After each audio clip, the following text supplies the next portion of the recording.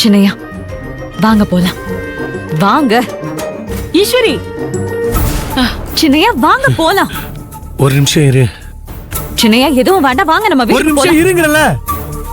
கை விடு. அபிமா,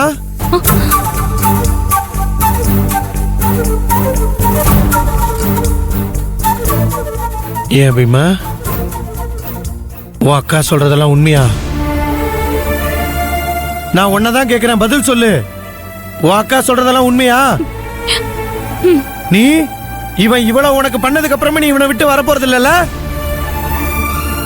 இங்க பாரு அபிமா, உன் வாழ்க்கையில நீ யார வேணாலும் மன்னிக்கலாம், ஆனா இவனை மட்டும் நீ மன்னிக்கவே மன்னிக்காத. உன்னை இந்த பயலுக்கு கல்யாணம் பண்ணி வைக்கிறதுக்கு முன்னாடி உன் அக்கா எவ்வளவோ சொன்னா. அவன் நல்லவன் இல்ல சின்னையா, பொம்பளை பொறுக்கி என்னென்னமோ சொன்னா.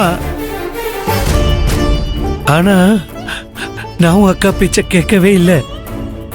உனக்கு நான் நல்லது பண்றதா நினைச்சு உன் வாழ்க்கைய, அதுவும் இந்த வீட்டுல நீ சந்தோஷமா வாழ போறேன்னு உன் வாழ்க்கைய சந்தோஷப்படுத்துறதா நினைச்சு உன் மனசையும் மாத்தி நான் தான் இந்த அயோக்கிய பயல உனக்கு கல்யாணம் பண்ணி வச்சேன்.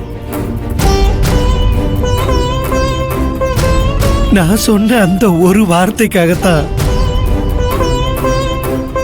நீ இவனுக்கு கழுத்து நீட்டின. நான் எடுத்த அந்த முட்டாள்தனமான முடிவால ஒவ்வொரு நிமிஷமும் நீ கஷ்டப்பட்டுக்கிட்டு இருக்கிற. நீ கஷ்டப்பட்டு இருக்க.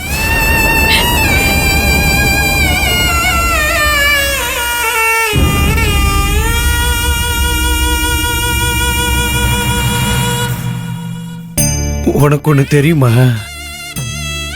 நம்ம யாரு வாழ்க்கை நல்லா இருக்கணும்னு நாம நினைக்கிறோமோ அவங்க வாழ்க்கை நம்ம கண்ணு முன்னாடியே சீரழிஞ்சு போறத பாக்குற நிலைமை இருக்கே, யாருக்கும் வரக்கூடாது.